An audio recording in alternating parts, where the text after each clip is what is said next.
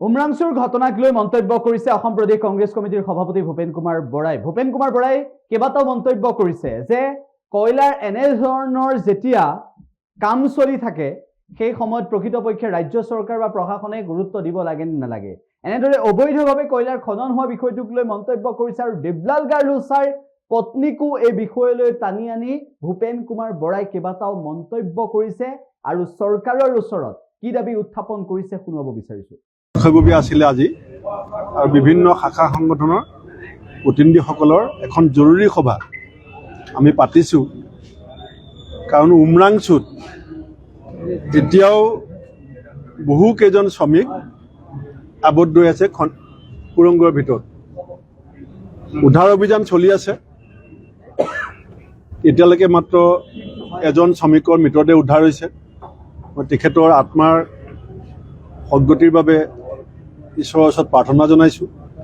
আৰু প্ৰথমতে যিজন উদ্ধাৰ হৈছিলে তেখেতে কৈছিলে, জীৱনতে যিজন উদ্ধাৰ হৈছিলে তেখেতে কৈছিলে যে 20-25জন শ্ৰমিক সুৰংগত আবদ্ধ হৈ আছে।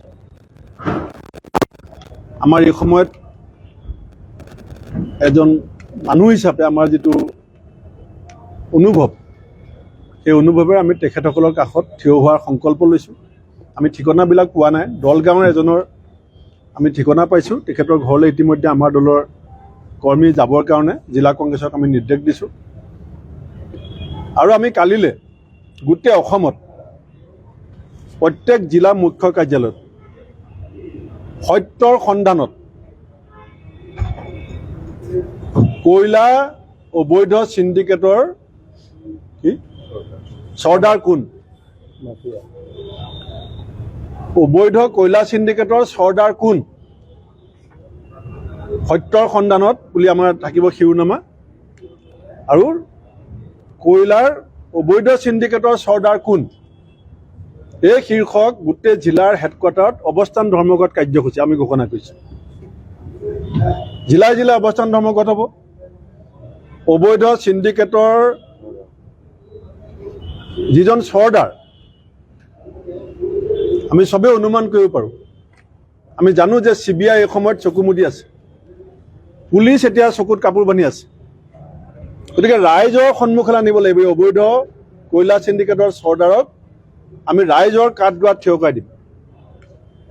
আৰু অনতি পলমে যদি দেৱলাল গাৰ্লুছাৰ সহধৰ্মিনী, তেওঁৰ নামত ইতিমধ্যে তেওঁ যে চলাই আছিলে, তেওঁ পৰিবাৰে যে চলাই আছিলে, এইটো ইতিমধ্যে তথ্য সহকাৰে সংবাদ মাধ্যমত প্ৰচাৰ হোৱাৰ পিছত চৰকাৰ মৌন।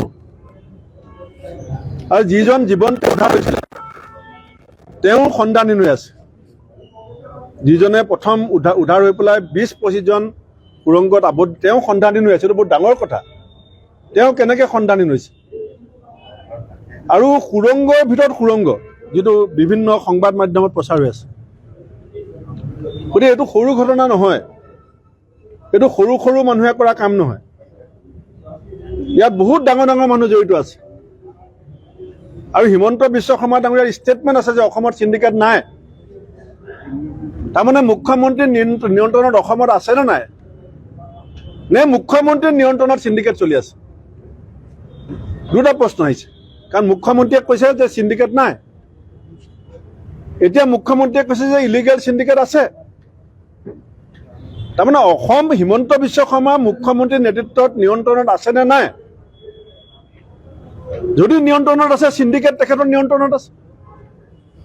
আৰু যদি তেখেতৰ নিয়ন্ত্ৰণত নাই, তেখেতে অসমত কি হৈ আছে নাজানে। দুইটা ডাঙৰ কথা।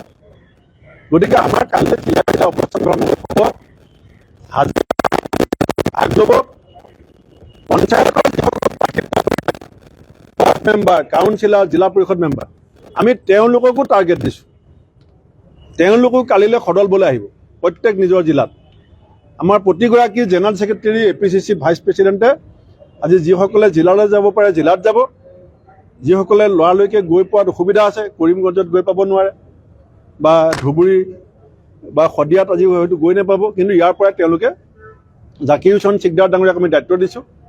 আজি আবেলিৰ ভিতৰত ভিডিঅ' কনফাৰেন্স কৰি গোটেই জিলা সভাপতি আৰু আমাৰ ইনচাৰ্জসকলক সম্পূৰ্ণ এলাৰ্ট কৰি দিয়া হ'ব।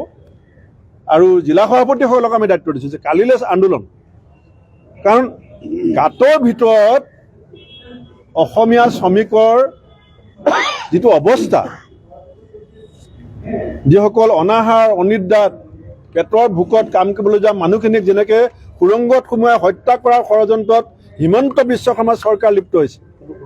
আৰু যিজন মানুহক মন্ত্ৰী দিছিলে মাইণ্ড মিনিষ্টাৰ, মাইন্স এণ্ড মিনাৰেলৰ মন্ত্ৰী, তেওঁ শপত গ্ৰহণ হোৱাৰ দিনাখন অসমৰ সংবাদ মাধ্যমত প্ৰচাৰ হৈছিলে যে তেওঁ কয়লা চিণ্ডিকেটৰ লগত জড়িত।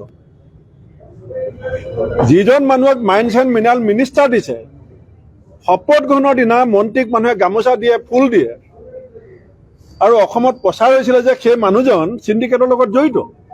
আৰু তেওঁ মন্ত্ৰী হোৱাৰ পিছত তাৰমানে চিণ্ডিকেটৰ কাম ব্যাপক হাৰত বৃদ্ধি পালে, আৰু যাৰ পৰিণতি শ্ৰমিকসকলে ভুগিছে। গতিকে এই কথাত কংগ্ৰেছ দল মনে মনে থাকিব নোৱাৰে। কংগ্ৰেছ দলৰ কোনো কৰ্মী নেতা মনে মনে নাথাকে। কালি সাংসদসকল, বিধায়কসকল, যিসকল অসমত আছে, নিজৰ নিজৰ সুবিধা অনুসৰি তেওঁলোকেও এই আন্দোলনত যোগদান কৰিব। আৰু কাইলৈ মই অসমৰ সংবাদ মাধ্যমৰো সম্পূৰ্ণ সহযোগিতা বিচাৰিম। যিকোনো খবৰৰ বাবে যোগাযোগ কৰক 7099017330 লগতে 7099017110 নম্বৰত।